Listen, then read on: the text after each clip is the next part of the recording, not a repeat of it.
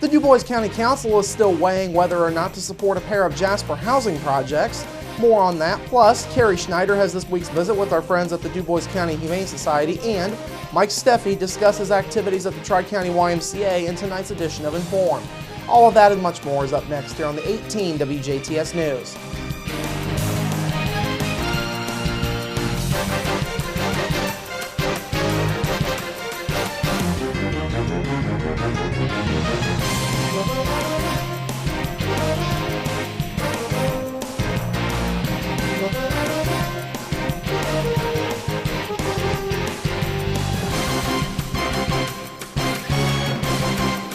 Hello, I'm Bradford Raths. We begin this evening with the DuBois County Council debating whether or not to fund a pair of recently announced Jasper housing projects. Last night, Pete Schweiger out of Miller Valentine told the DuBois County Council of the need for extra funding on a pair of new investments. These are Phase 2 of the JOFCO workforce housing effort, which would add up to 40 additional units, and planned senior housing to be built in the former Jasper Wood Products building.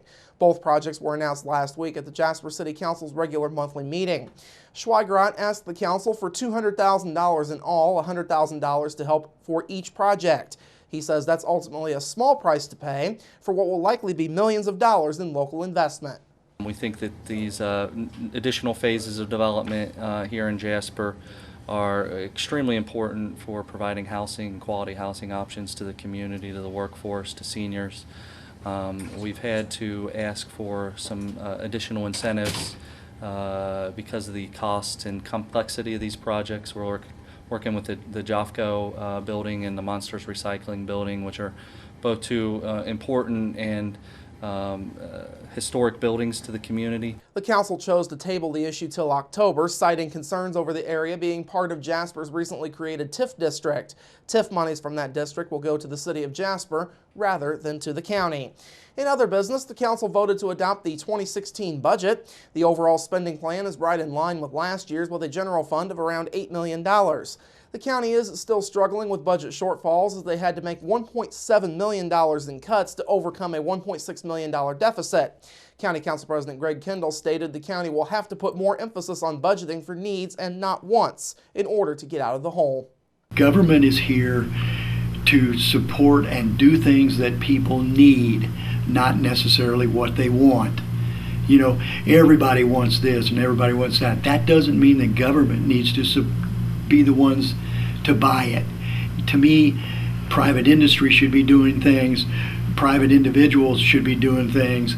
The only way you can keep taxes low is not keep adding things on. And there are a lot of things that we've added, but they've all been mandatory things that the people need. This is the second year in a row for the county having to deal with a budget shortfall. Last year, the deficit came in at $1.3 million. Next Act Incorporated will be holding a major fundraiser at the historic Astor Theater this upcoming weekend.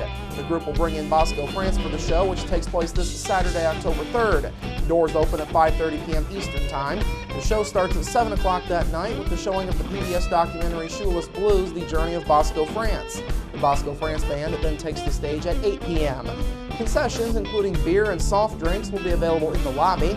Tickets will be $20. You can get yours by going to thenextact.org, and you can also go to their Facebook and Twitter platforms to find links to buy tickets. Any tickets that may be left over the day of the show can be purchased at the door starting when doors open. All net proceeds from this event will go to Next Act's ongoing campaign to purchase and restore the Astor Theater. Of course, the fundraiser is part of 3 days of major events in downtown Jasper. The Astor will be screening films from this year's Southwest Indiana Film Fest Friday evening. Doors open at 6 o'clock and short films show starting at 7. Then on Sunday, the Greater Downtown Jasper Business Association will show a children's feature in what could be the final time the Astor Theater is open to the public for this year.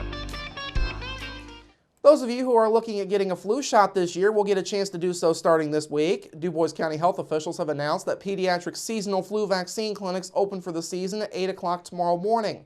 They will be held daily from 8 to 11 a.m. and then again from 1 till 3 p.m. Walk-ins are accepted for the clinics, no appointment necessary. All insurance cards will need to be presented at the time of service. Hoosier HealthWise and Medicare Part B also will be accepted as forms of payment. The health department says there are no out-of-pocket costs for the flu vaccine associated with most health insurance policies. Now, the health department also says adult seasonal flu vaccine is available daily. County health officials say the one best way to prevent the flu is to get vaccinated each fall. The health department is recommending everyone aged 6 months and older get vaccinated. And finally tonight, a member of the Sisters of St. Benedict of Ferdinand will make her final profession of vows later this month. Sister Doris Sheppers will be making her perpetual monastic profession coming up Saturday, October 17th. The ceremony gets underway at 1 o'clock that afternoon at the Monastery of Immaculate Conception in Ferdinand. Bishop Charles C. Thompson of the Catholic Diocese of Evansville will preside over the special Mass. The public is invited to attend the Mass and a reception following the ceremony. The 53-year-old Sister Doris is a native of Ferdinand. She earned her bachelor's degree from Indiana University Southeast in Education with a minor in math. She received her Associate of Applied Science degree in Computer Programming from Ivy Tech, and she also has an Associate of Specialized Business degree in Computer Science from Sullivan Junior College of Business.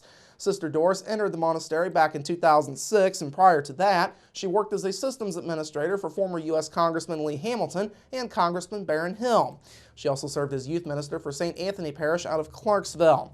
Sister Doris made her first monastic profession back in 2009, and she's currently in her 5th year of teaching religion at St. Patrick's School in Louisville. All right, coming up after the break, Carrie is next with our friends at the Du Bois County Humane Society, and later, Mike Steffi talks about what's going on at the Tri-County YMCA. We're back after this.